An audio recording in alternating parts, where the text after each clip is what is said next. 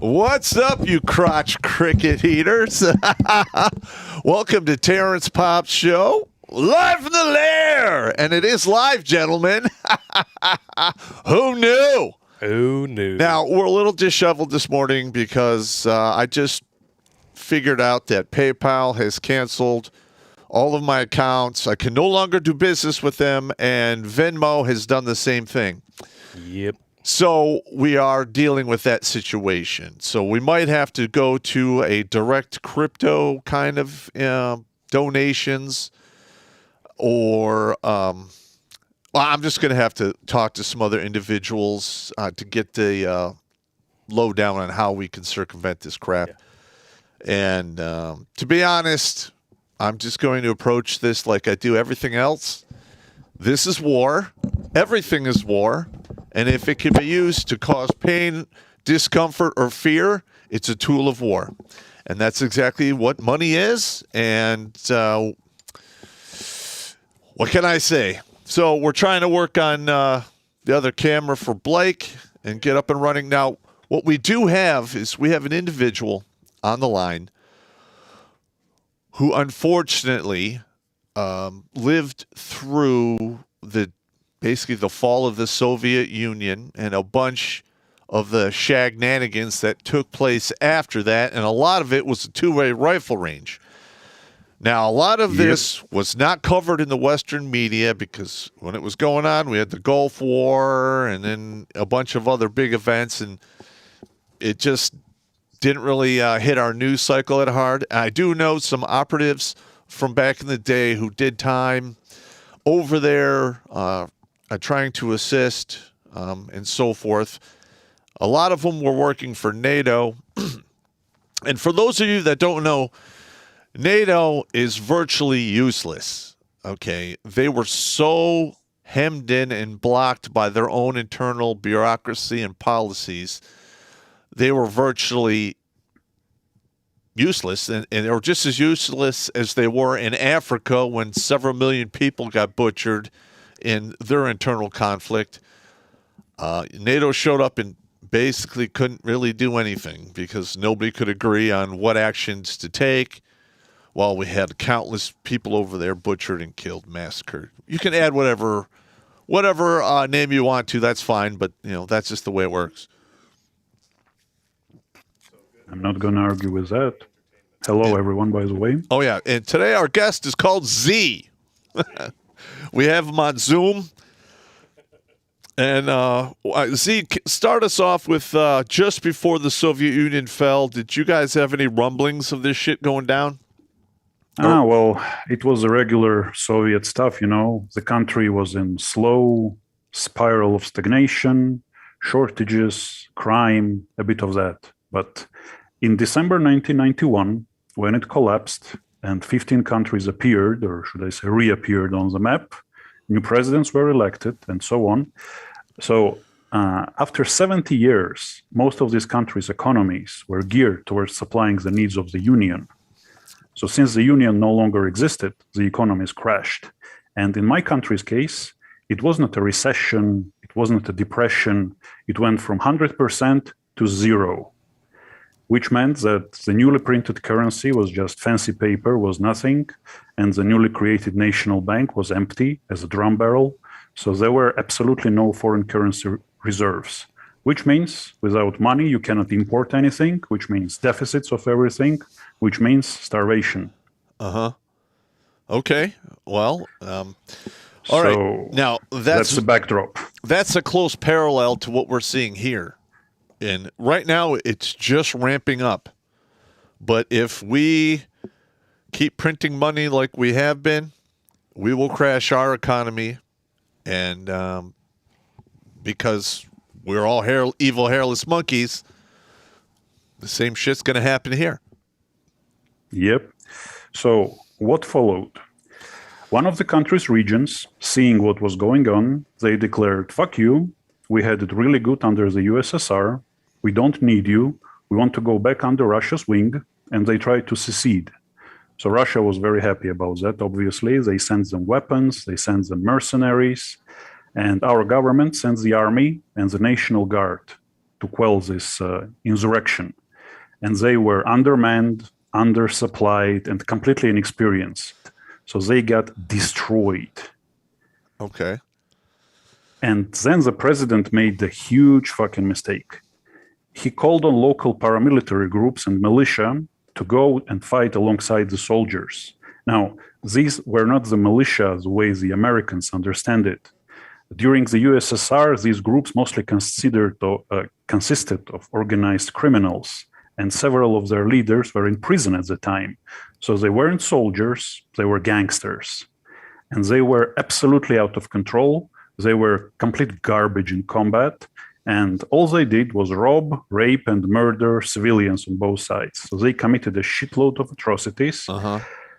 And basically, long story short, the war was lost, and lost fucking miserably. 4,000 people died on our side. How many people died? 4,000. 4,000 people. Okay. And almost 250,000 of civilians had to flee their homes. So the army and the National Guard came back broken and basically devastated. And then the president made his second mistake. He fired the Guard's commander for his failure, a general who was like a father figure to them. He relieved him of command.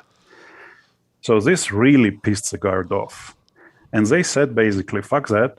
They formed a coalition with the paramilitaries. They broke their leaders out of prison and started a coup against the president. Okay. Most of the army remained loyal and fought back.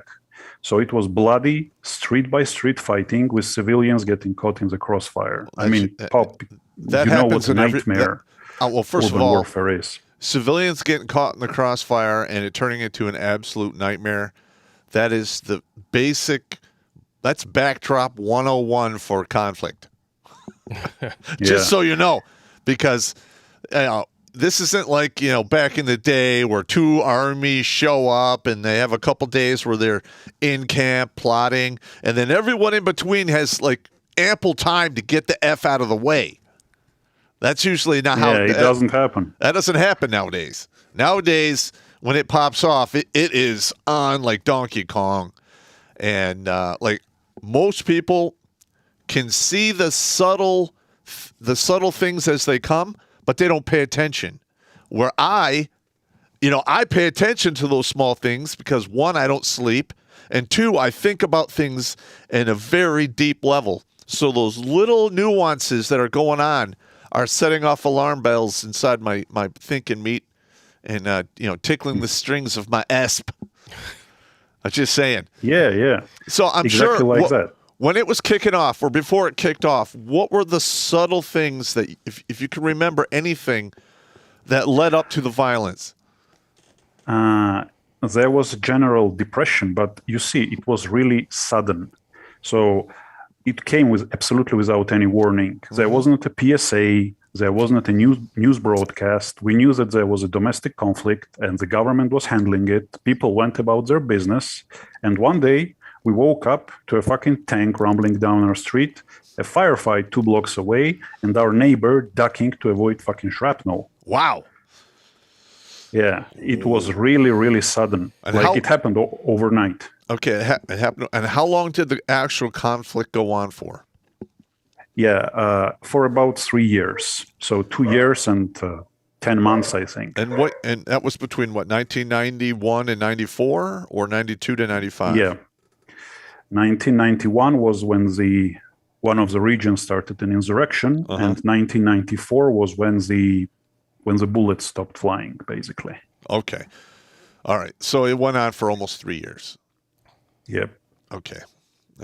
Yeah. Usually, most of the time, full-blown conflicts after 5 years, they usually start to die down either through exhaustion, battle fatigue, or shrinking resources to include personnel to participate. So that is fairly common. Okay, it was pretty bad. Yeah. So when it happened, when the currency became worthless, how long did that take? Less than a fucking week. Less than a week. Wow. Because our country did not produce anything that the wider world needed.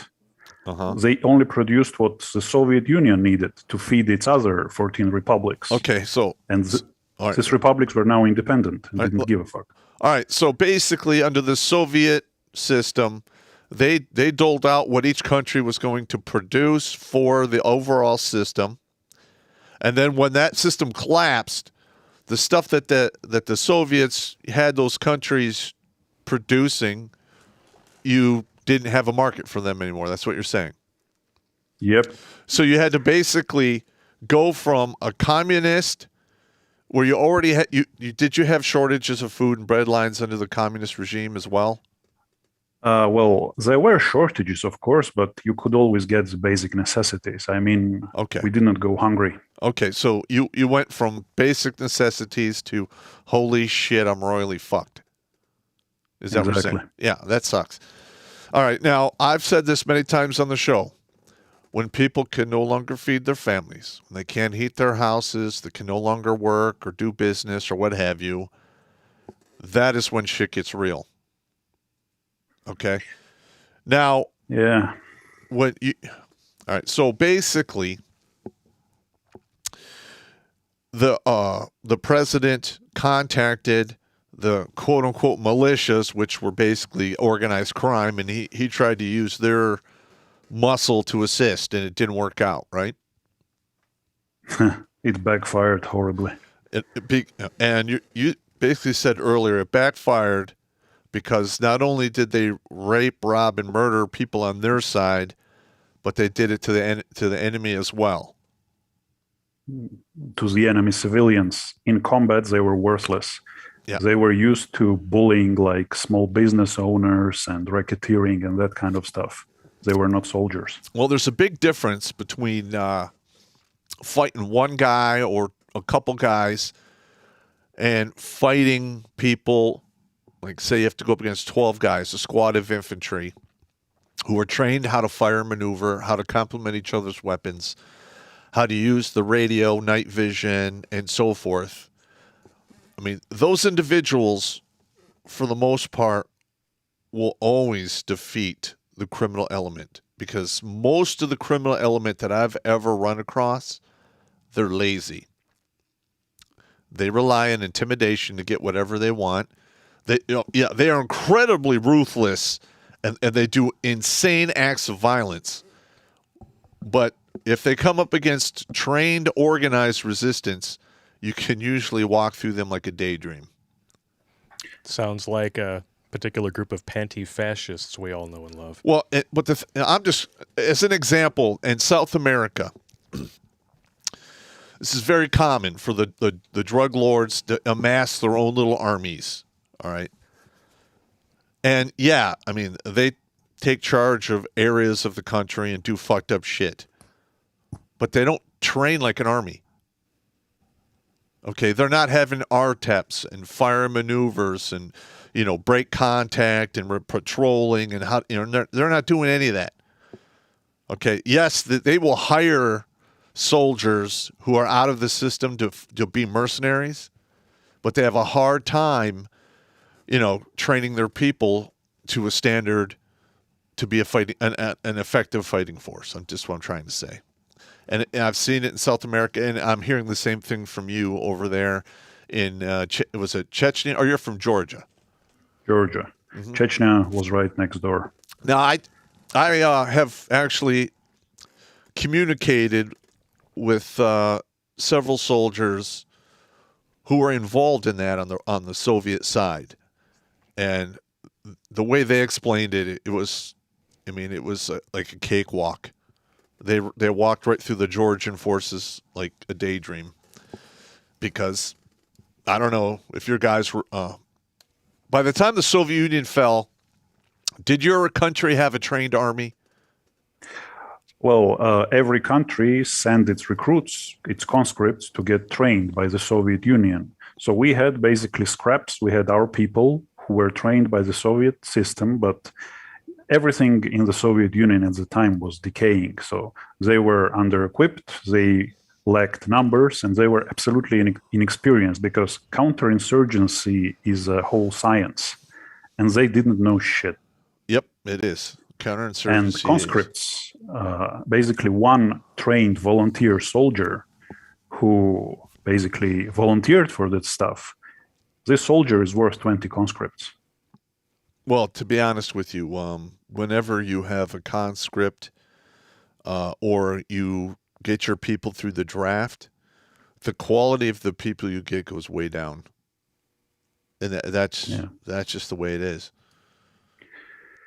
Yeah, and this is the photo you guys are putting up now. This is what the city center looked like in 1994 when the war was over. Wow. It was absolutely ransacked. There were bullet holes and everywhere because howitzers and mortars were shelling each other across the city. Okay. And so eventually the rebels, they succeeded and kicked the president out. He went into exile, but his supporters didn't stop fighting. So it became a guerrilla war, which was spread across the entire country. But about a year later, the president came back and tried to take the power back, which sent the conflict into full swing again. Yeah. And in the end, the president was found dead, and details of his death are very murky to this day.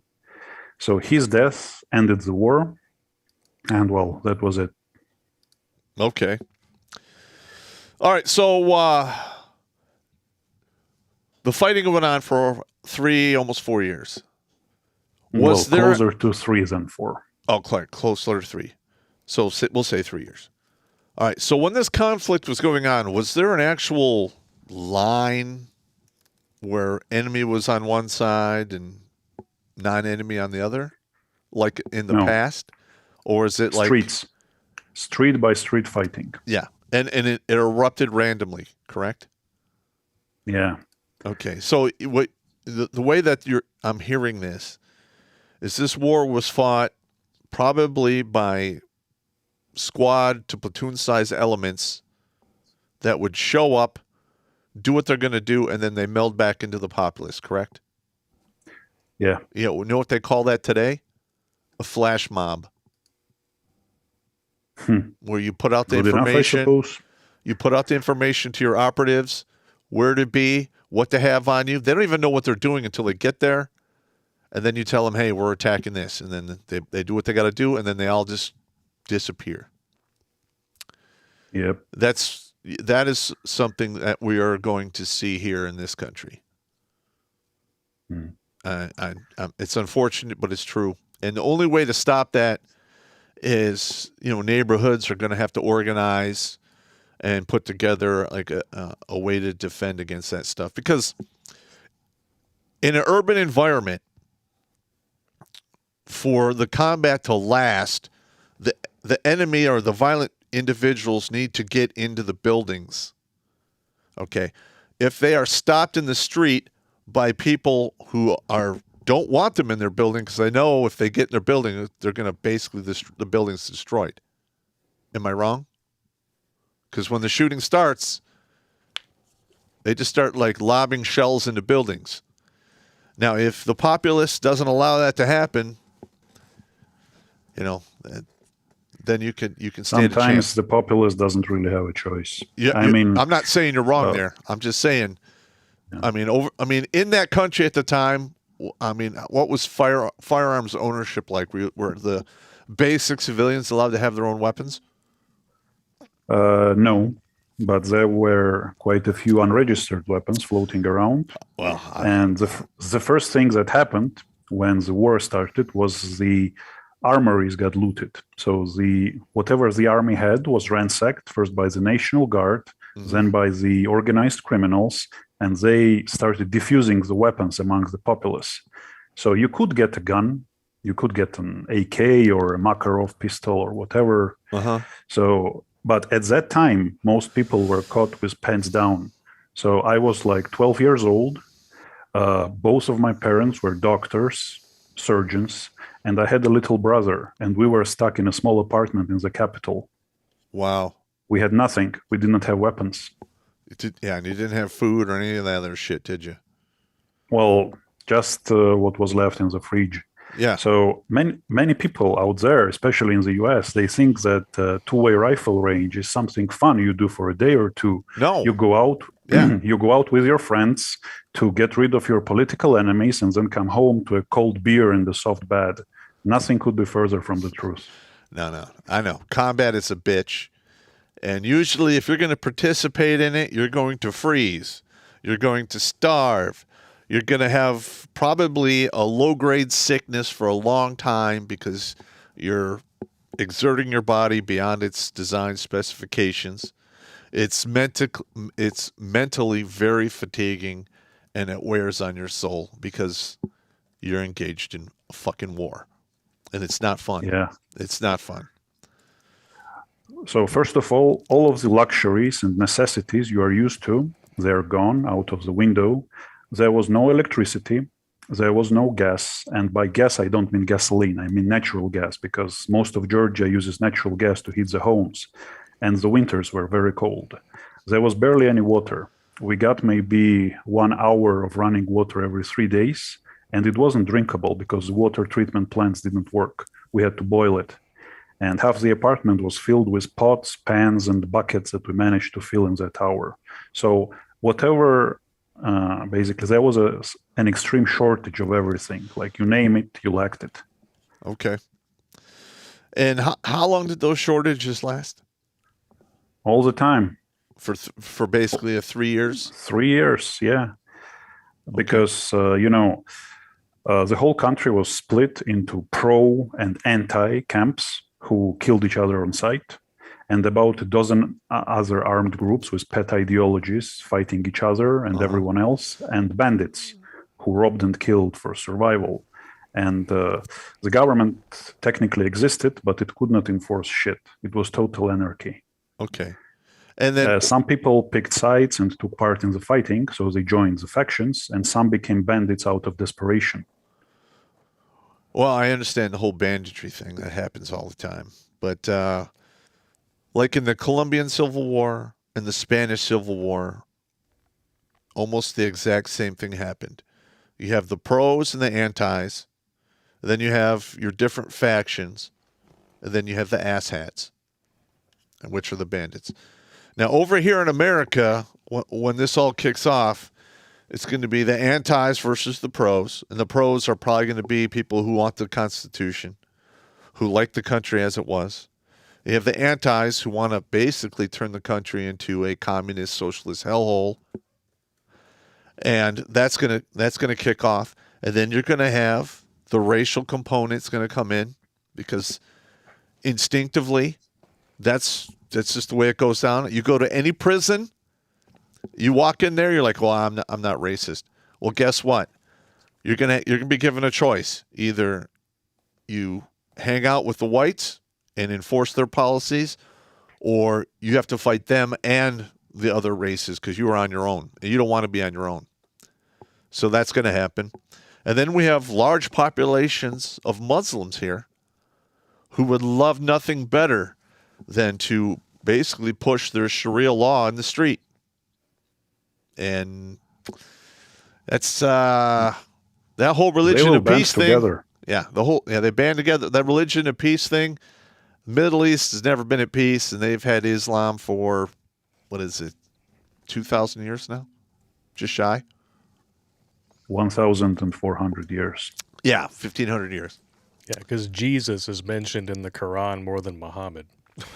Yes, he is. Yes, he is. And I've read the Quran twice, 2 different versions, and I read the Bible several times. I read the missing books of the Bible, and when you go through the missing books, you're like, how the fuck did they cherry pick all this stuff just to make? I mean, the Bible should be 4 times thicker than it is. But that's a side note.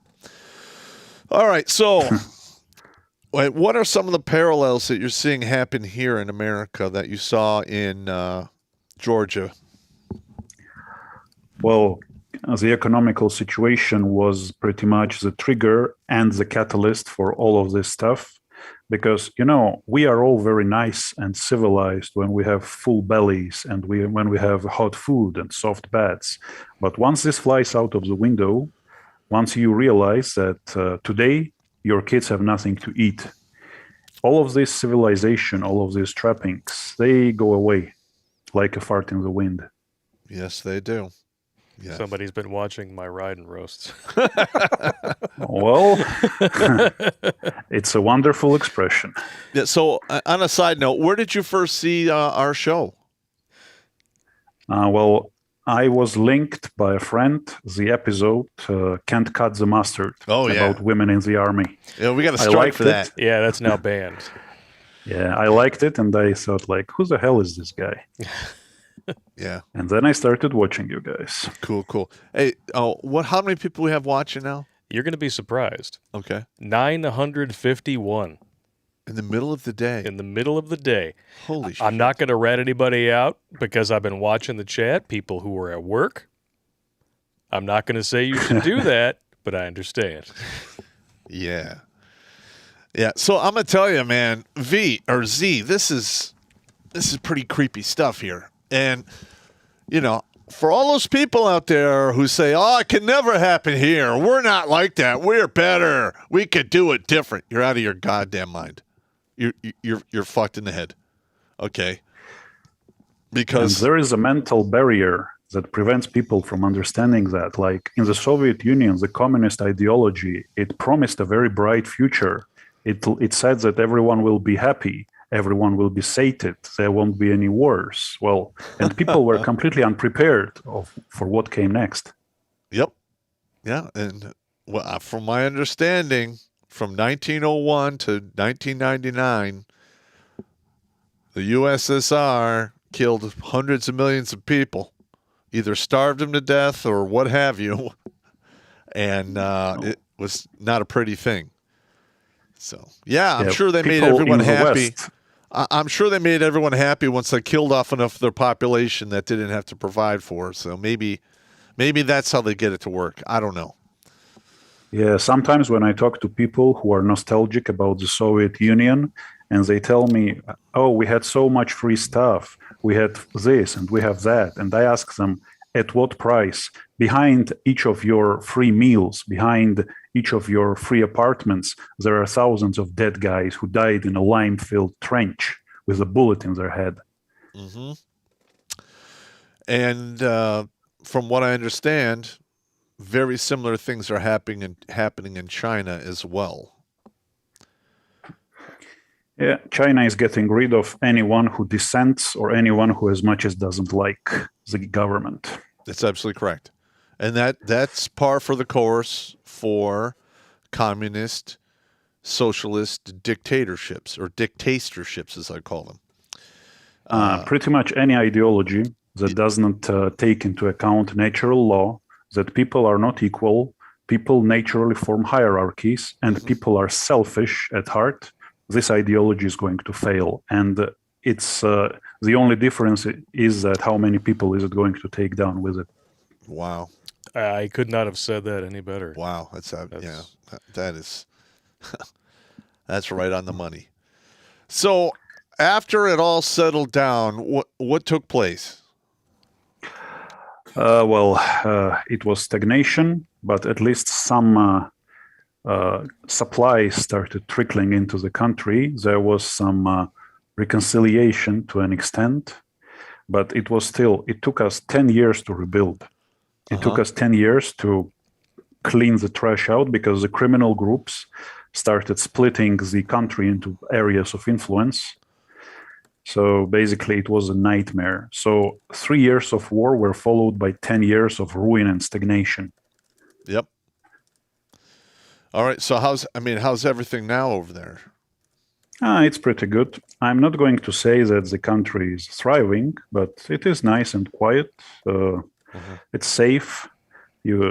I don't really have a problem with it now, although I don't live there anymore. I don't blame you. Yeah. I always hear people like, well, Europe is so sophisticated and Europe is such a safe, good place to be. Yeah, okay.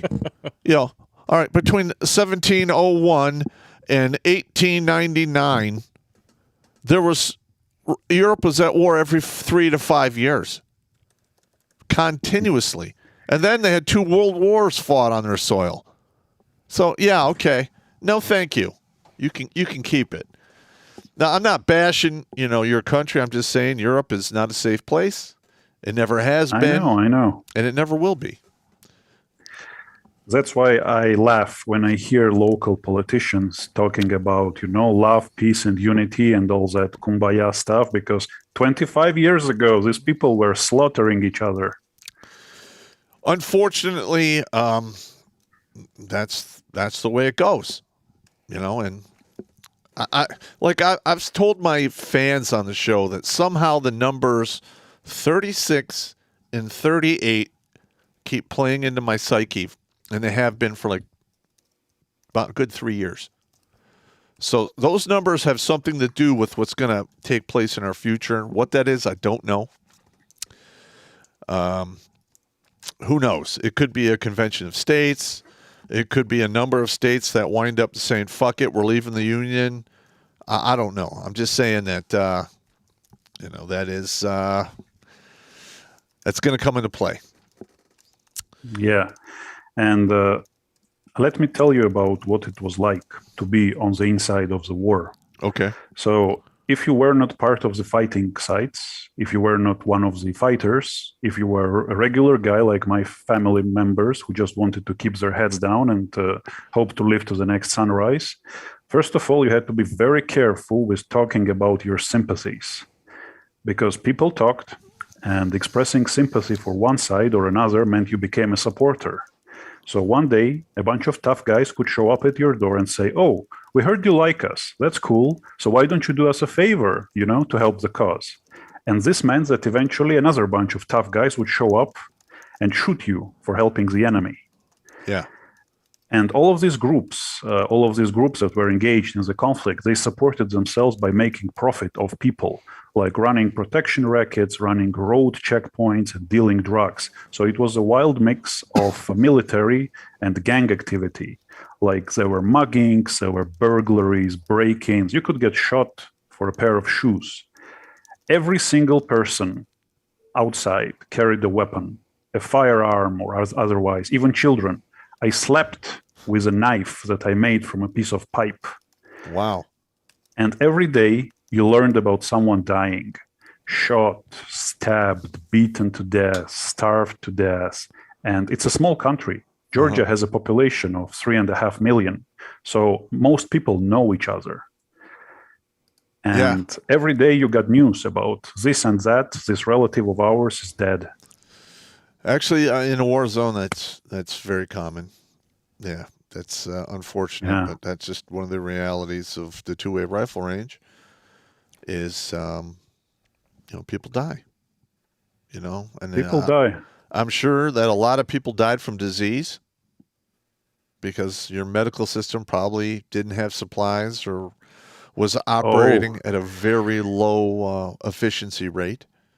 Let me tell you about what was going on. So both my parents, they are surgeons.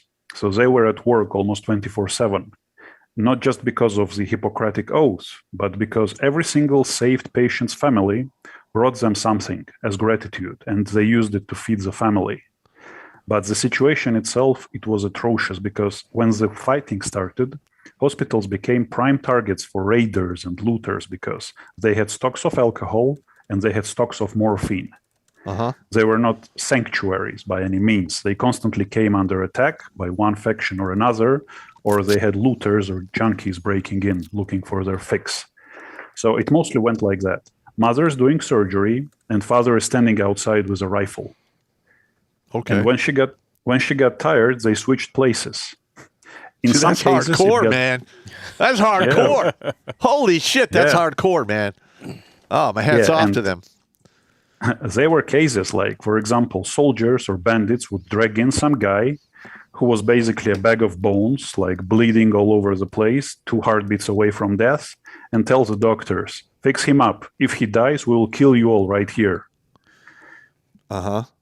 Yeah, so hospitals were overcrowded, extremely undersupplied and understaffed. So unless you were facing imminent death, they would turn you away. They would tell you to walk it off. So the shortage of medicine was unbelievable. If you were given even a saline drip or treated with expired medicine, you could consider yourself lucky. Wow. And if you were dependent on some kind of medication or regular medical procedures like dialysis, You're dead. you were fucked. Yeah, it was a death sentence. Yeah. That's why we have very few people in Georgia with chronic diseases who are above the age of 40, because almost all of them died. Wow. Yeah, that's just adding more to the flavor of misery that took place over there. Damn. Now, I understand that you were in Georgia, but then there was the Chechnya conflict that took place at the same time. And then there was the Balkan, fiasco. There was a bunch of these small conflicts that took place when the Soviet Union fell. Georgia just wasn't the only one. Is that correct? Yeah. Right next door, we had the Nagorno-Karabakh conflict between Armenia and Azerbaijan. To the north, we had the Chechnya war, and Turkey was quite unstable at that period as well. Mm-hmm. So it was war all around. Yeah, because I actually had a couple friends who were in the whole Chechnya area when that was taking place, and they said that was absolutely insane. They were putting up like sheets to block snipers from across the city shooting people that were trying to just get food and basic necessities at a market. And if you went out and if you weren't careful, you were fair game. You might not come back. That's right. And I run Popp's Preppers, and I'm trying to get the word out there that you need to have a place to go to that is away from a major city, because when it goes down, you might have to walk your ass out of there, but you better have a place to go, because when shit gets fucking tight, people are not going to share food with you. They aren't going to fucking give you resources unless you bring something to the equation. So. Exactly. So my number one tip for survival is do not be alone. Lone wolves almost never survive. Let's say you have a fortified house somewhere. You're well stocked, your pantry is full, you grow and raise your food. Okay, let's say someone finds out about it and tries to invade your house. Okay, you fight back, you shoot them, but a few days later, a truck will pull up to your house, and now you're dealing with 20 armed guys. And if you are alone, you are not walking out of there alive. No, you're not. Life is not a Rambo movie. Yeah. So unless you have a bunker hidden away in bumfuck nowhere where it can't be found even accidentally, which is stocked with all imaginable supplies you might need for years, your lone wolf prep shelter full of tactical stuff is just a very attractive bait for raiders and looters. Correct. So connect with people. Always have someone who has your back. Form a community. My family was stuck in the city, so we organized with neighbors who lived in the same building, then with neighbors who lived in the building next to ours, and with the entire block. We traded with each other. We helped each other out. We watched and warned each other about threats. In the rural areas, it's even easier. Yes, your neighbors might not always be pleasant people, but you're not looking to marry them, You're looking for what they can do for you to help your continued survival. You don't have to like them to work with them. No, and that's another thing a lot of people don't seem to understand. You don't have to be buddy-buddy with everyone in your group. You just have to have people willing to assist each other, period. Okay, and that could be anything from, hey, you have a well, I don't. Can I come over and get water from you? And then I have berries and I have apple trees. We can do a little swap thing. Yeah, Yeah, it starts with the little things. Like, correct. Hey man, my kid has a fever. Can you look at him? Oh, thanks for taking care of my kid. I just finished baking some flatbread. Please take some.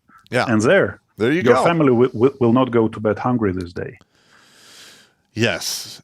And is there still, after all this time, like people getting charged with war crimes and stuff that took place during that time? No, anyone who was basically anyone important, they either got charged and got life in prison, or they got assassinated, or they fled the country. Okay. So the people who basically ran the show, got the big sleep, is what you're saying. Yeah. Yeah. And some of the militia commanders, the crime bosses, mob bosses, basically, they were so fucking heinous. They were such horrible people that the new president, whom they installed, he ended up killing them off. Okay. They were completely out of control.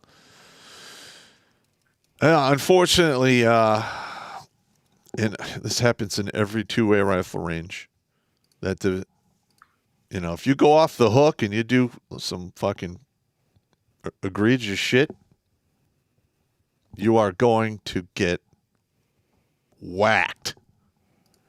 So if you're one way or another. Whacked, packed, and stacked. But what I'm saying here is this. We have in the United States, in our Constitution, we have the right to form militias and to have weapons. All right. If you are, I don't care who you are. I don't care if you're a libertarian, if you're a conservative, or you're a leftoid. You need to pack up with people, okay? If you want to survive what's gonna happen, all right? And if shit gets really fucking bad, don't be a heinous asshole, all right? And you might be okay. Yeah. Because a boy from my neighborhood, it happened during the war. A boy from my neighborhood, he tangled with the wrong people. He ran his mouth. He wrote checks he couldn't cash. So a few days later, when he was returning home, he was met with two guys who put a pistol to his head and pulled the trigger. 15-year-old kid. And his mother had to scrub her son's brains from the stairwell. Wow. That's a tough one, man. That's a tough one. Yeah, well, listen, life is shit. Well, the thing is, when the law goes away, those are the type of people who are going to cause the most problems. They're the bully type kind of guys. So it's unfortunate, but what are you going to do? And I'm no exception. I'm one guy, but two or three guys could take me out. I mean, I'm not Captain America. Maybe I might poke out a dude's eye or get a couple good shots in, but at the end, I'm dead. Okay, because this is the way it is. Unless you have a gun, then it evens the odds a bit. Yeah. That actually reminds me, I have a request. Just because of this dude's accent, I hope you don't mind. All right. Because it's been a very somber show, so I thought it'd be kind of interesting if we did this. It's covering up my face. There, get rid of that. Hey, Z, could you do me a favor? I just want you to say, in your natural tone of voice, Terrence, your chick days are done. You're morbidly obese and you're going to die. Terrence, your chick days are done. You're morbidly obese and you're going to die if you don't lay off the pizza. Yes! You sound just like my doctor. Oh my God. He used to be he was in the Russian army as a medic in the Spetsnaz years and years and years ago. So he's used to dealing with soldiers. So I'd walk in there like, Terrence, what's wrong? I'm like, fuck it. My hip is fucked up. This is a current injury or is this old war injury? It's an old war injury. Then I suggest you take Motrin, drink water, and drive on. Nice. What a dick! What a dick! Yeah, but it was a good time. So it was a good time. That is funny though. So you're seeing a lot of the same stuff starting to happen over here. You have the pros and the antis forming up. All right, we're basically losing faith in the active federal government, either through hook or by crook, and that is reflected in the polls of our current president. How his approval poll is historically low, and the vice president's approval poll is the lowest it has ever been since they started tracking it. Which is hilarious because Dick Cheney shot someone in the face and had higher approval than Kamala Harris. I know. I'm just saying, though. That's just the way it goes. It's the way it goes. Well, you see, there will also be a psychological disconnect. Like I said, people in the West, they are used to trusting the government. They are used to thinking that the government acts in their own best interest. So this, once they realize that this is no longer the case, there will be huge cognitive dissonance. People will go crazy. I know. And a lot of those people who are in the government now, when that happens, they're in supreme danger because they basically go to the top of the most wanted list, and people start gunning for them. Well, my personal opinion is that the moment the bullets start flying, these people will be out of the U.S. on the first flight. They will. Yeah, they will. But you know what? After it all settles down, there will also be fugitives because people will want their asses. I mean, that's just the way it is. Well, it depends. If you are on some sort of Caribbean island in the middle of nowhere, I don't think anyone will ever find you. But then again, you will be stuck there for the rest of your life. Yeah, well, never is very subjective. In today's day and age, if you know what you're doing, you can track down pretty much anyone if they make any of the smallest mistakes. I mean, unless they have a new ID, they go somewhere where they don't interact with people on a regular basis, then yeah, they could probably maintain, safety for a good long time. But that kind of living is, well, how shall I say, not pleasant. So, yeah. But that's all hypothetical shit. It hasn't happened yet, and I hope it doesn't. I hope we are able to pull ourselves out of this before it devolves down to something like that. But over here, we have this movement, the Green Movement, the Green New Deal, where they want to, stop building your house with wood, stop using natural gas to heat your house. You can't burn any wood. You can't drive your goddamn car. I mean, what do they think is going to happen if they are even partially successful with this? It's going to tank the economy, and it's going to be off to wild, wild west land, just like it happened in your country. Yep, because if your high and mighty values are just excess fat of your success, once the success is no longer there, these values will be gone as well. Absolutely correct. Absolutely correct. So all of these uber famous pop stars, when the bullets start flying, they're not even a second thought in the rearview mirror. Oh, they're a thought. Fuck them. Just not the kind in your head. No. Fuck them. Fuck them.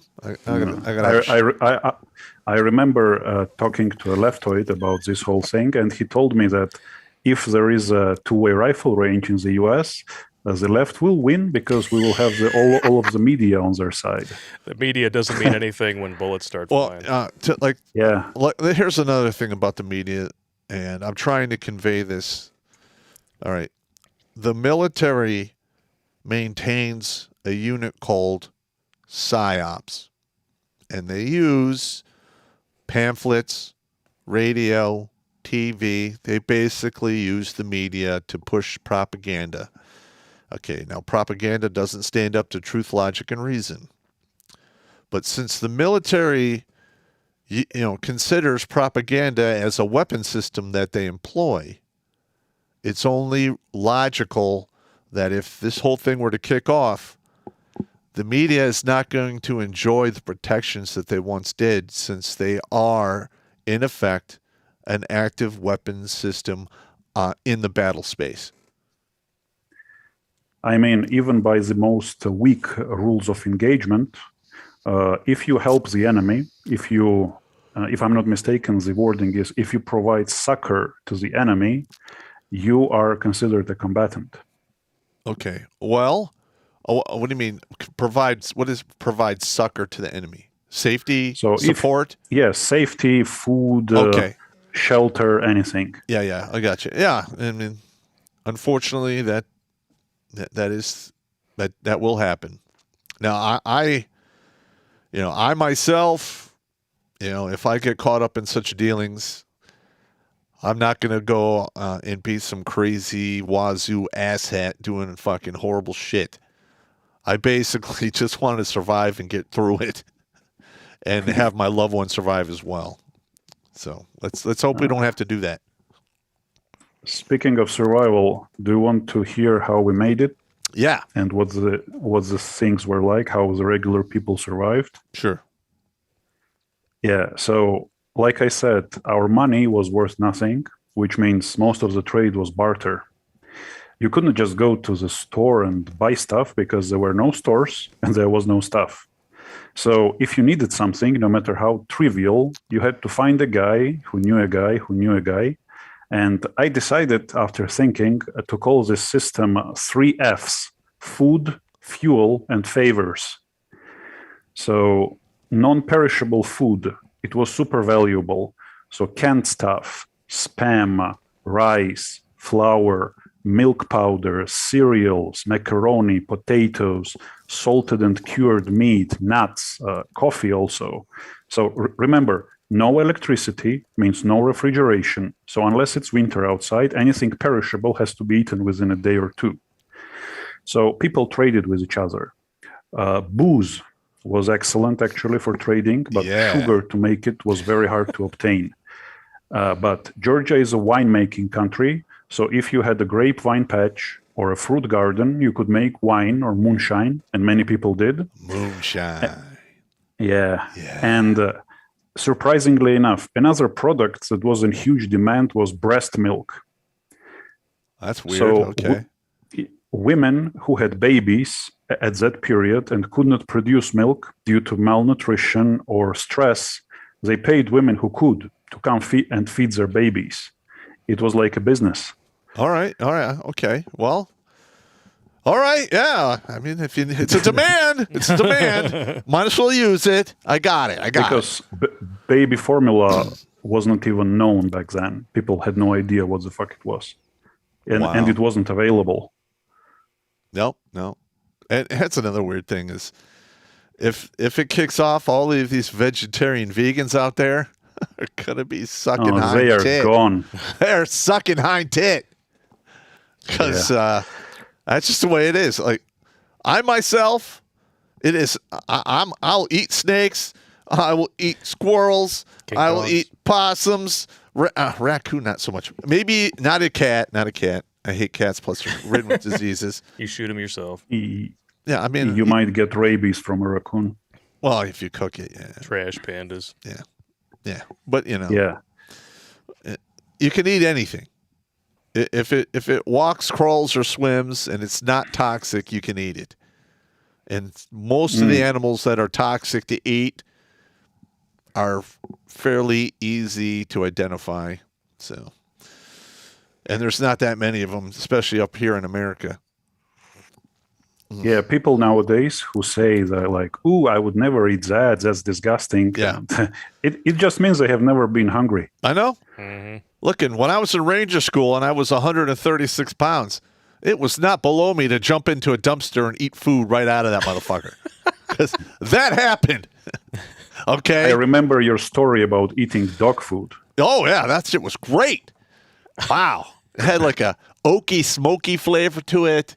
And it was, until I drank the water, it was great, because then it swelled up in my stomach and I felt like I was drunk. I was like, I could barely talk. I couldn't even like undo zippers. My hands are all, it's like I was high on morphine or something. It was insane. Wow, we have almost 1,300 people watching. That's good shit. Hell yeah. Thank you all very much for tuning in. This is our first Monday afternoon stream at noon, but it is going to become a regular thing. This is going to be it. So Mondays and Wednesdays, 12 noon Eastern. Tuesdays, usual time. Thursdays for members only. Locals, subscribe to our Patreon for as long as they continue to let us exist. Correct. Now that PayPal has decided that we're persona non-nookie, we're kind of screwed over. Yeah. We might get screwed there pretty soon. Yeah, we're going to have to figure something out. You know, we might have to just have our own shit. I don't know what to do. Well, I'm already looking into it. Yeah, we got to, you know what, we're going to have to probably talk to Donovan, who's had to deal with this, and some other people who have felt this kind of pain. Already talking to him. But you know you're going up up the ranks when they start doing like this shit like this to you. Yeah. Well, either that or there's one possibility, just because I know how easy it is for people within that particular alphabet mafia to start little organized flagging raids on Discord, and that would be Gabe. Uh-huh. After we refused to back down and called him out directly with receipts. Probably got some of his mentally ill friends together, if I had to guess. It could be anyone. I don't care. We'll figure it out. Because we didn't violate the TOS. No. Well, But as soon as PayPal decided to throw in with the ADL, all attempts at logic and reason went out the window with that company. Yeah. Well, and I don't know, like they do this thing where they shut your account, but you can't get your money out. Yeah, if we can get a hold of those people and do a class action, yeah, that could be, because that's theft. It is theft. Yeah. Yeah, I got you. I mean, it's not like we're rich or anything, but there was a good amount of money, especially in your second account. And now they're just saying, oh, you can't have it. Mine. All right, we'll see what happens. We'll see what happens. Ass bags. Yeah. We do have file in circuit court. We have super chats? We do have some super chats to read. All right, Z, we have to go through some super chats here, so stand by, okay? Yeah, I'm sure some of these will be for you, Z. So if you guys have any questions that you want to ask Popp or Z on this particular subject, go ahead and we'll knock them out here. Let's check it out. Jeff Schroeder. How about the old-fashioned way? Get a P.O. box and we'll just send in a money order. That will keep big tech out of our wallets. Already have a P.O. box. It's in the description of every single video, along with an entire list of different places where you can watch this stream. So check it out down there in the Meat Gazer box. You will find all applicable information for that. We appreciate everything. Thor Gustafson. After the Kenosha Kid has served as a reminder of our duty as free nationals, our anthem should be Keep Your Rifle by Your Side from the Far Cry 5 soundtrack. Yeah. I'd be down for that. Ubisoft really dropped the ball on this one. They made the cultists in Far Cry 5 to be the bad guys who do nothing but pray and think about guns, and in reality they gave the right-wingers a really cool song. Wah, wah, wah. Yeah, Keep Your Rifle by Your Side is a really nice song. Yeah, this is why we say the left can't meme. Yep. And it's even more embarrassing when they try to appropriate something that is successfully working against them, like when they tried to redefine what Brandon meant. That's, I mean, I've heard of grasping at straws, if you know what I mean, but yep, that's pretty pathetic. Polska Bob. So, Blake, how should we handle donos now? Patreon? Subscribe Star works. We're actually testing it out here. Yep, it looks like Streamlabs is still working. We have a super secret way of accepting payments over there. Not going to get too into it. But we're also going to be talking about possibly starting our own private streaming server where we can broadcast anything we want, and possibly set up some kind of a merchant account to accept donations that way, cut everybody else out of the loop so that we don't have to worry about this happening ever again. Yep. But you can do one-time tips on Subscribestar, so that's also a very good way to do it if you're interested. I can just start making that part of my routine. I'll keep that screen up, and we can refer to those. Aaron Senek with a $50 donation. Holy cow. Where is it? We're not worthy! We're not worthy! Keep up the good work from an X414. Yeah, I know who he is. Good guy, good guy. Good dude. All right. He did his job. He showed up on time. I got no issues. That's all it takes sometimes, man. What do we got here? Rain Halakar with €5. Greetings from Estonia. Remembering 1991 very well. Bad memories. Yeah, and for some reason, we as hairless monkeys, we keep relearning the same lessons over and over again. Why would you think that is? You know, I really don't know. It doesn't make any I don't sense understand. to me. I got nothing. Yeah. When the Soviet Union fell, Russia tried to, well, it decided to leave like fuck you gifts, the parting gifts for the republics. So they mostly staged like bloody provocations, like massacring protesters or attacking border guards and so on. So as a parting gift after the fall of the Soviet Union, Russians killed a shitload of guys in the republics, and Estonia was included as well. Yeah, Damn. that's fucked up. Yeah, I can see why that would be bad memories. All righty here. Ragila, if Russia invades Ukraine, do you think that U.S. grunts will actually fight for Ukrainian independence? Under the current regime? No. No. Yeah. Apparently our last president was a Russian puppet, but he was the one who put economic sanctions on Russia, and Biden Took them out. took them like first 2 weeks in office, canceled Keystone in the United States, gas prices up 60% as of now, and you let Nord Stream go ahead, which basically gives Russia energy dominance over the entire European Union. But yeah, the last guy, totally a Russian puppet. I can totally see how you got that. Yeah, totally gotcha. What's the next one? Thumper the sweaty fat guy. I am a Cold War vet, Desert Storm, OIF, and OEF. I am really unthrilled about another one, especially here at home. I know full well what it means. Yeah, so do I. It's not good. Not good at all. Reaper01, question for Lord Z. How far outside the city and into the woods did one have to go in order to be hard to find? At least 50 kilometers, so that's about 30 miles away from any major population center. That was safe, more or less. But you still had to watch your back, of course. Yeah, well, when there's no law, one always has to watch their back. True story. Oof. Double Helix 23 with a $20 donation. I do not see a comment, so if you had one, it looks like YouTube decided to nuke it. But we appreciate the donation. Cabragoon Cabulus, gotta have him on more often.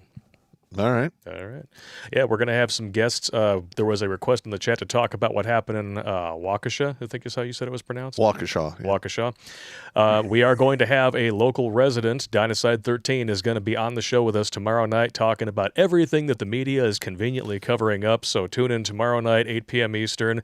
We're going to be covering that and a complete recap of the Rittenhouse trial with all of the facts and the false narratives that the media is continuing to push even after he was found not guilty on all charges. So it'll be a good time. Amen. Congratulations on Kyle walking free, by the way. Yes. I thought it was going to be a hung jury. I really did. Because typically when it takes that long, that's why. That's why when I posted the results on the social media pages, you've probably never been happier to be wrong. Yep. Because our right to self-defense was on trial.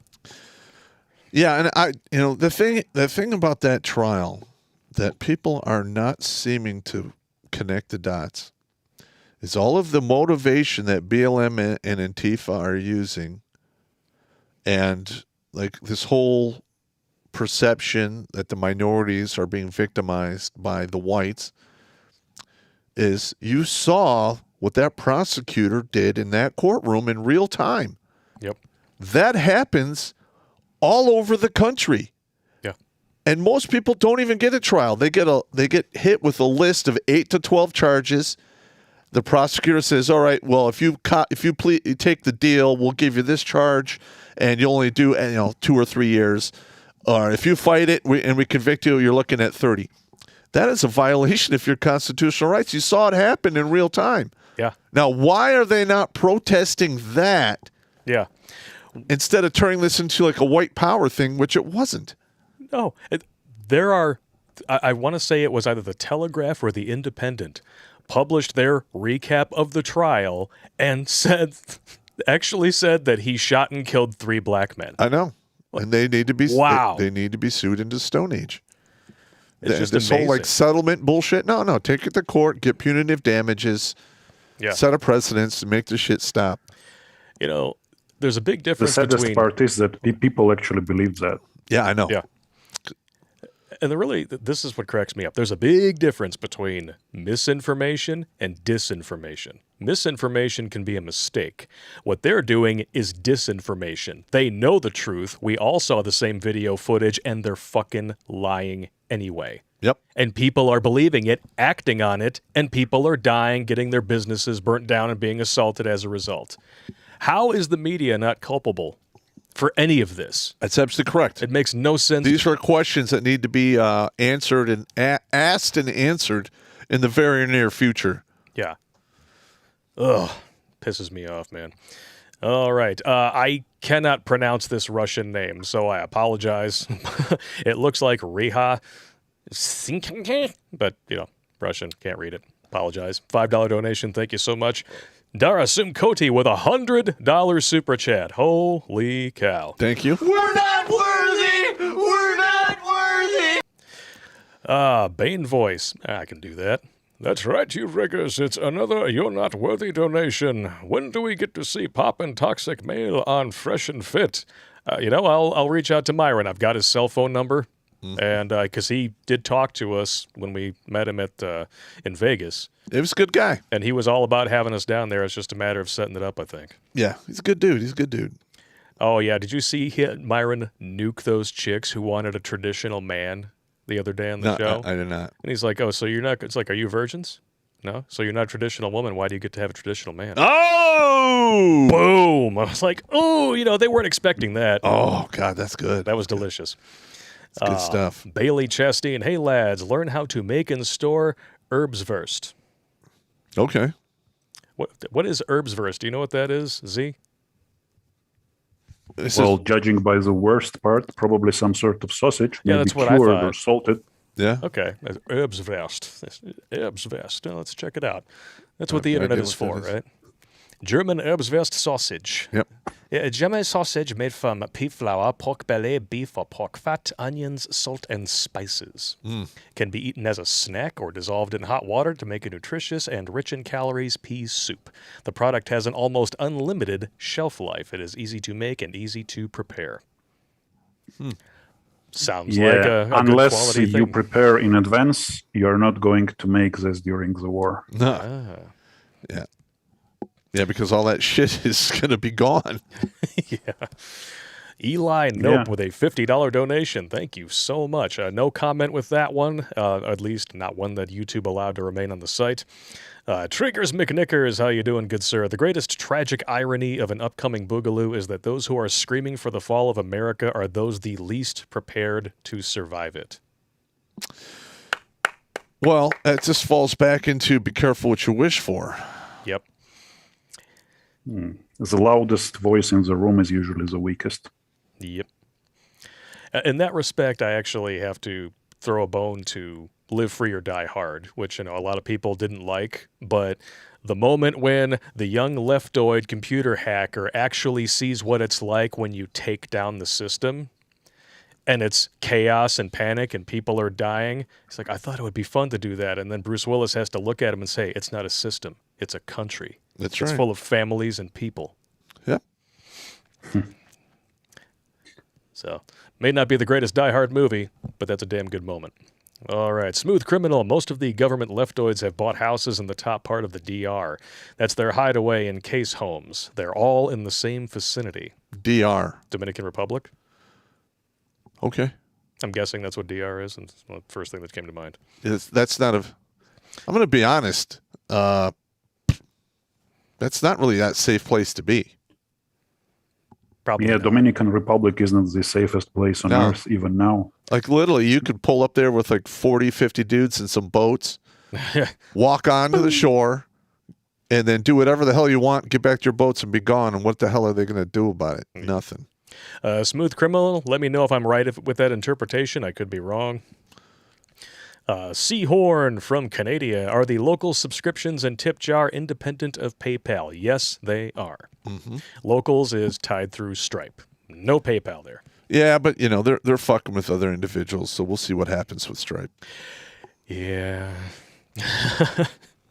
Just seems like there's no wanting for the left to find little back ways for screwing with people who tell the truth. Yep. Alternative Lifestyles for Men. Good morning from Colorado, you crank yankers. All right. That was a fun show. We could totally do some crank calls on people. That'd be hilarious. We could. With all the different impressions I can do, that'd be great. I like the one with the soundboard with like his Arnold Schwarzenegger's voice in it. Yeah. Keeps it. This is Detective John Kimball. He's like, what? And people like get off work. What? They go, it's hilarious. I'm a cop, you idiot. My name is John Kimball, and I love my car. And I love my car. Oh, shit. I'm the party pooper. All right. Greenie83. I hope the Kenosha Kid is a billionaire by the time all the lawsuits are said and done. Also, rest in piss to the lowlifes that he rid the world of. All right. Now, the only one that I don't have any sympathy for was the child molester. Yeah. Okay. And those guys, I don't know what they knew or what was going on. And I'm just going to tell you, you don't show up to a gunfight with a skateboard. Amen to that. Okay. I'm sorry. You know, that guy got his arm shot off. If I can almost guarantee you, if he'd killed Rittenhouse, he wouldn't be charged for shit. No. He would have got off with self-defense. Yep. So. Yeah, we're going to be talking about you can take consolation in the fact that for the rest of his life, whenever he looks in the mirror, he will remember getting his biceps vaporized by a 17-year-old kid. That's right. Yep. Yep. And Joseph Rosenbaum, he died as he lived, trying to touch an unwilling minor. So fucked up and true. Jonathan Nagy, brother 82nd Airborne here. I understand the wish to avoid war here, but when the left controls everything and is only growing in power, how long do we kick the can down the road until the only option becomes clear? I don't have an answer for that, but he's got a valid point. Yeah.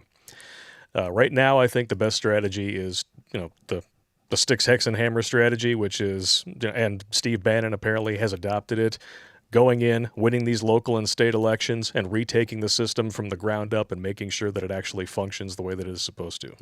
That would be nice. It appears to be working so far, but that doesn't mean that they're not going to have contingencies in place. Correct. Alrighty here. Dun, dun. Caprigoon Capulus. He got funding for lawyers. Let's fund him to sue the media gloriously. I think they're already doing that. Yes. I would like to see GoFundMe get sued for taking this stuff down. It's total discriminatory. Yeah, they can get sued for that. Yeah. Well, I hope they do. And Joe Biden was a private citizen when he used a campaign ad to call Kyle Rittenhouse a white supremacist, so he can be sued as a private citizen. Isn't it amazing how that works? Oh, let's you hope. Can't use taxpayer money then. He'll try. He'll try, but yeah. Well, virtually every dollar he's embezzled and made part of his personal fortune is taxpayer money. But what they don't seem to understand is if Rittenhouse can actually get the suit into court and make it to discovery, then he can actually get all of the financials on the president, and those will mysteriously get leaked to the public. Yep. And then we're off to the races again. And the media just won't report on it. Well, again, not all of them. Just like the Hunter Biden laptop, the Ashley Biden journal, where she talks about taking showers with her father. I gotcha. Sniffing is bad enough. I mean, people have gotten away with worse. Yep. Ugh. Yes, they have. Unfortunately. Yep. Bad father, bad touch. Corporal Savagery, former Red Leg here. My mom fled Poland in the late 60s, and I did a tour in the sandbox. Neither are a situation I want to see here. Unfortunately, it's on its way. Unfortunately. And all it's going to take now is just that one thing. And for instance, if it's a cold winter and people are starving and freezing, people tend to get really pissed off at that. Yep. And they're going after our kids, too. Yep. So that's 2 strikes. Yeah, nothing lights a fire under a man's ass like the prospect of his kids being in danger. Yeah. Yep. Like, you can take the tubbiest, the laziest couch potato and tell him that tomorrow something will happen to your kids. He will go nuts. If he has a ball sack, of course. Yes. Yeah. That's a tall order today. Yes, it is. Soy boys. Smooth criminal. Yes, Blake, you are correct. Problem is that they have private armies because the drug lords are right there next to them and one hand washes the other. Sounds sensible. Yep. And drug lords, they're real tough until they get that, 1,000-pound bomb late night wake up call. Yep. That's one hell of a wake-up call. Yeah. All right. Dynaside 13 on Streamlabs. Waukesha casualty update. 18 kids aged 3 to 16 at Children's Hospital in Wisconsin. 10 in the ICU. Ooh. 6 critical. 3 serious. 1 fair. 6 in surgery last night. 2 in surgery today. Wow. Holy shit. It's Waukesha. Yep. So you know. Waukesha, whatever.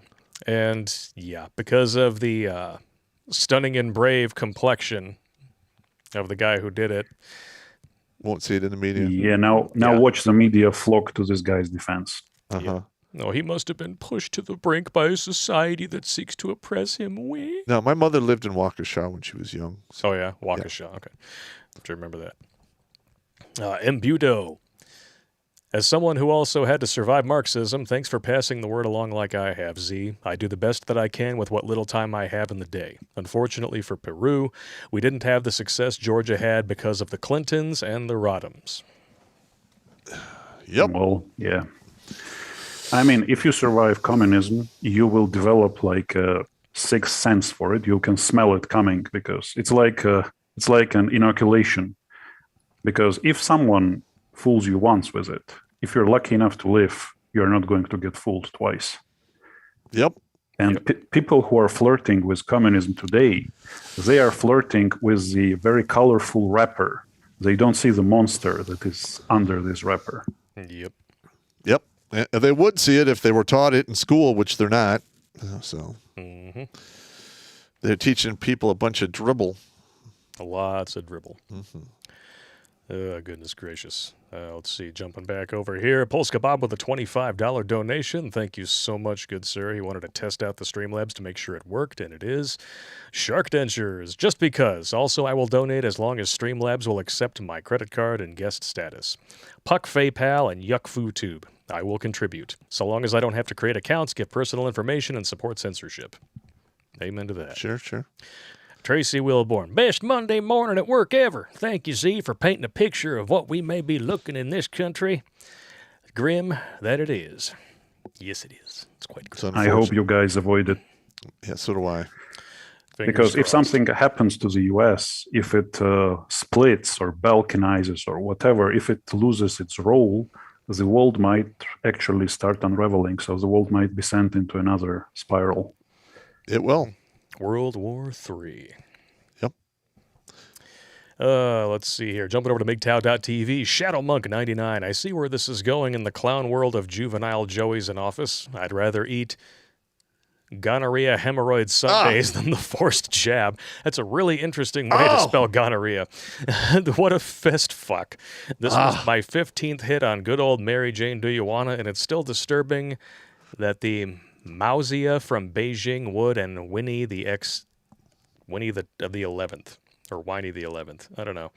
Some real interesting pop language going on in this particular super chat. He's obviously a little on the inebriated side. Yeah, 15. It's all right. 15 hits on the Mary Jane Do You Wanna. I could see what's going on. Yeah, that'll do it. I don't know whether to use these keys to type or eat them. Greg V 976. Not a hairless monkey, just a pissed off gorilla. All right, you can say that. That's fine. But, It all we're works. basically the most intelligent primates on the planet, and some of us are more melanin challenged than the others. So what Yeah. are you going to do? And when Pop doesn't dye his hair, he's a silverback ape. It's all good. Yeah, my hair is white now. Yeah, that's what happens, man. DD12 on Odyssey with 25 library coin. Thank you very much. A great guest. What's his name, and does he have a channel? We're calling him Z. He's keeping his identity a secret. And do you have any sort of channel? No. No, I don't have any online presence at all. Well, you're a very gifted natural speaker. So if you ever wanted to do a podcast or anything like that, I'm sure people would tune in. Yeah. Maybe I will one day. I got you. Well, if you do, we'll be there for you, and we'll promote the shit out of it. Calebon, Subscribestar is less sketchy right now than Patreon. Oh, amen to that. Subscribestar is actually more functional than Patreon. I can do like one post for stuff on Subscribestar, stuff that would ordinarily take me 3 to do on Patreon. And Patreon is constantly having issues with the Vimeo embedded video files. I have to actually comment the link just so people can watch it. Yeah. It's ridiculous. Berserker Brad, 1983. Blake, verify your cash account on Odyssey so we can send you cash tips. I thought what that I had. I'll double check it.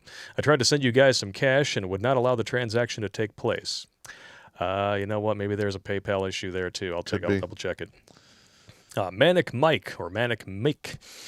Can I post links to your guys' stuff in the Salty Cracker live streams? Absolutely. Yeah, go ahead. Maybe eventually he'll respond to our emails instead of his wife. DD12, let it fall. If I die, I die. DD12 again. We got 2 more from him here with 5 library coins each, back to back. Hate to break it to everyone, but Rittenhouse realistically will not be able to sue for things like being called a white supremacist. He could sue people for saying he was using a white power sign, okay, hand signal, but the issue is determining damages. That is not correct. Because they literally called him a murderer, and they are incorrectly stating that he murdered 3 black people. Those are all defamatory, actionable claims because they objectively did not happen. Plus all of the media attention that they purposely gave him is going to... Yeah. How do you recover from that? Yeah. How do you put damages on that? Yeah, and many of them are not using the word allegedly. Salon published an article just today saying that he is the quintessential example of like white supremacy vigilantism. Like, okay, Salon is going to get nuked for that one. Well, I'm going to be honest. Whenever... historically, I keep going back to this, but it's true. When we started moving from the East Coast to the West Coast, we had a frontier that moved pretty much 20 to 30 miles, every season or every year. And then it started to go a lot quicker once we got, Louisiana Purchase done. But all of that area, as we came across, there was no law. There was no courts. Okay, there was no police. Okay, and finally, when it got bad enough, the people who lived in an area said, you know what, this is insane. And they packed up and cleaned house. Yeah. And that's just the way it works. Okay, yeah, and the Rittenhouse was there, and he was there with... 150 other armed men who showed up to do what the cops should have been doing. Yeah. And the cops were told to stand down. All right. So that's another qualified immunity issue. Mm-hmm. If you have somebody running your police department and you have obvious shit going down and he says, you know what, we're not going to do anything. Oh, you can't sue him. You can't do anything to him because he's enjoying qualified immunity. That's horse shit. Yeah. Again, I mean, this qualified immunity thing is what's leading to a lot of this anger that we have going on. Yep. And we need to address this. It's insane. Amen to that. It needs to go the way of the dodo bird. Or at the very least, it needs to be something that's determined by empirical evidence and adhered to almost like a licensing. Like, correct. Okay, so you do this, which means that you are not allowed to do these things. You do them, you're done. Qualified immunity rescinded. You can be sued. Bye-bye.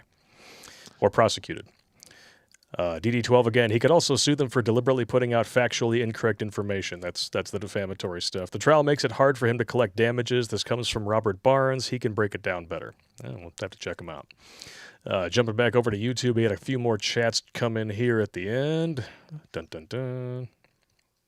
All right. Water Well Guy 99. Question for Popp and Z. Besides meds, bullets, and beans, what is the biggest thing people should have for when the shit hits the fan? Awesome chat, by the way.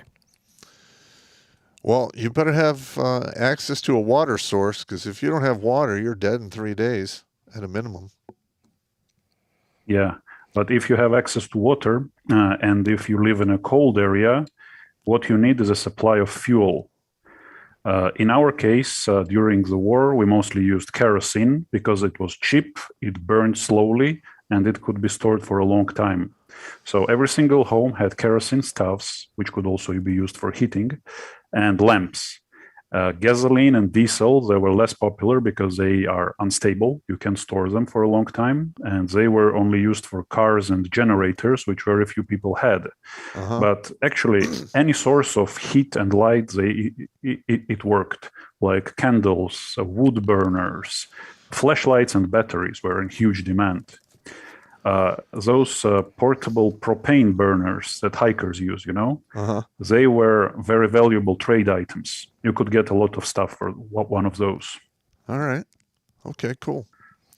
Yeah, you used to have those water purification tablets, which did nothing for the mosquito larvae. No.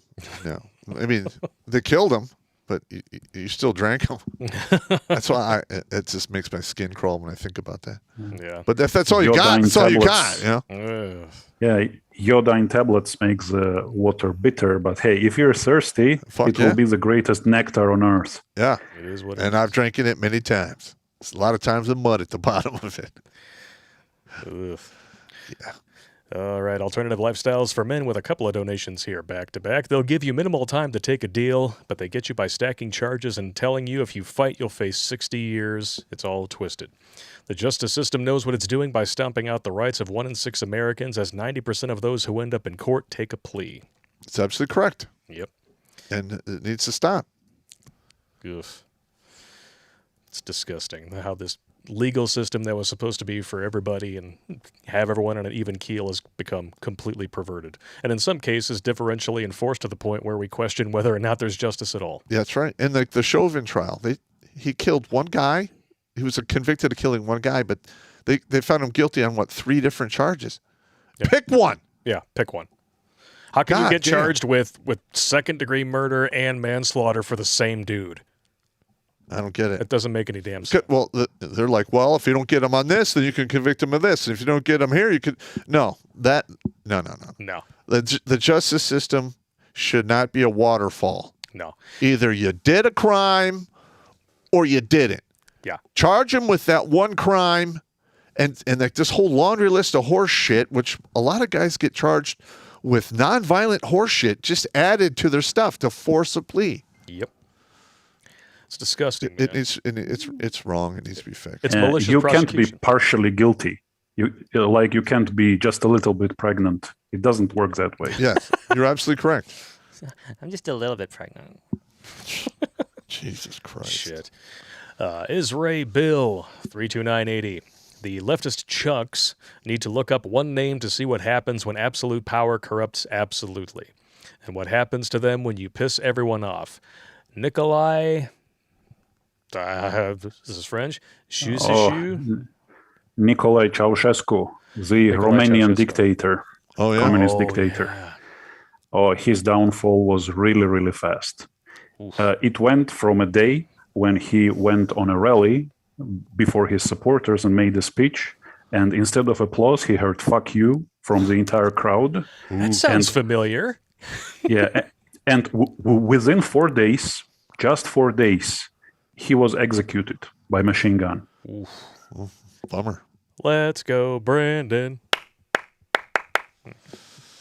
It's going to get ugly, man, and I hope it doesn't. All right, we're back to the Russian dude whose name I can't pronounce, so we'll just call him Drago. Jumped in the middle. Is this guy Georgian? Yes. They have some of the best food on the planet. If he's in the U.S., he needs to open a restaurant. Yeah, lots of people like our food, but I don't plan on coming to the US in the near future. But maybe I'll visit. I don't blame you. If you ever do visit, we'll be happy to have you on the show. Amen. Andy women. Thanks a lot. Thank you for coming on. But jumping over to Streamlabs one more time. Speaking of the guest's speaking voice, Blake and Popp, how the heck did you get Liam Neeson to appear on one of your streams? I've been seeing that in the chat. A lot of people think you sound like Liam Neeson, Z. Well, if you want to, I can read the line from Taken. Yes, please the chat do. is asking for it. Yes. I don't know who you are. I don't know what you want. If you're looking for ransom, I can tell you that I don't have money. But what I do have is a very particular set of skills I have acquired over a very long career, skills that make me a nightmare for people like you. If you let my daughter go now, that will be the end of it. I will not look for you, I will not pursue you. But if you don't, I will look for you, I will find you, and I will kill you. I like it. Outstanding, sir. Thank you very much for that. It's fantastic. We needed a little levity, I think, in this stream after it's a dark subject, and we're headed into a very dark winter. Yes, it is. AF on YouTube. Aesop's fable: better to be a starving wolf than a kept dog. I can agree with that, I suppose, to an extent. Jumping back over to Odyssey, it looks like we have completely caught up on all chats. All right. So I think we can call it a day. I want to give a special shout out and a thank you to Z for coming on the show. I mean, this is the kind of experience that money can't buy and no one can script. So thank you so much for coming on and sharing it with us. Thank you so much, Z. And thank you for inviting me and having me. It's an honor. And keep sharing our channel with all your buddies over there. I already have. Popp's experience is also not something money can buy. Amen to that. It's a lot of pain, blood, and fear. Yes. All right, Popp, what do you say you take us out tonight with a safety briefing? All Or right. today, I should say. Yeah, don't drink and drive, don't drink and swim. Wear a condom, flush it down the toilet, watch it go. If you have to fight, don't go to the ground because that's where you get stomped out. If you have to use a weapon in self-defense, shoot to kill, not to wound, because that is how you get sued. Just saying. Amen to that. And I can add to that. go for it. Never make important decisions when you're hungry, angry, or horny, and never stand between an idiot and consequences of his actions. Your duty is to only warn him once, and if they do not learn from their mistake, they will remain idiots. If they die as a result, they will serve as an example. Oh, I love it. That's phenomenal. I like it. I'm going to re-listen to this stream, and I'm going to write that down. Yeah, I'm going to write that down. I like it. We'll see you all tomorrow night. We're going to be covering the Rittenhouse trial in retrospect, the Waukesha incident, and probably some new tech stuff because, that's how we roll around here. Yeah. Gotcha. All right. We will see you tomorrow. See you later. All right.